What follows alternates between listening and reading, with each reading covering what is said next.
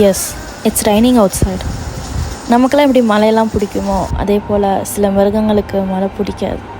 எதிர்த்து எங்கள் ஓரியோ ஏதோ சைடில் சவுண்ட் வருதுன்னு சொல்லிட்டு எட்டி பார்த்துட்டு இருந்தான். என்னடான்னு பார்த்தா நாய்க்குட்டி போட்டிருக்கு. பட் எங்களால் அதை எடுக்க முடியல. ஏன்னா ரொம்ப புதற இடத்துல தான் அது கரெக்டாக குட்டி போட்டிருந்துச்சு. நாங்கள் அதை விட்டுட்டோம். பட் அந்த டே ஈவினிங் நல்ல மழை வந்துருச்சு. பார்த்து பத்திரப்பத்தி எடுக்கிறதுக்குள்ளேயே மணி 10 ஆகிடுச்சு. பட் ரெஸ்கியூ பண்ணிட்டோம்.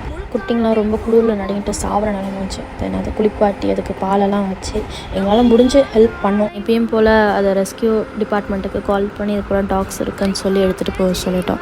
ஏன்க்கா அதை நீங்களே வச்சுருக்கக்கூடாதுன்னு கேட்பீங்க. நாங்கள் வைக்காமல் இருக்கிறதுக்கு ஒரு ரீசன் இருக்குது. எங்கள் வீட்டுக்கிட்டேயே ஒரு ஸ்கூல் இருக்குது. குழந்தைங்க படிக்கிற ஸ்கூலுங்கிறனால வண்டி அது இதுன்னு வந்துக்கிட்டே இருக்கும். அது பப்பீஸ்க்கும் டிஸ்டர்பாக இருக்கும், குழந்தைங்களுக்கும் டிஸ்டர்பாக இருக்கும். இது போல் மேலும் டாக்ஸ் ரெஸ்கியூ பண்ணால் உங்களோட சப்போர்ட் தேவை. So don't forget to follow as.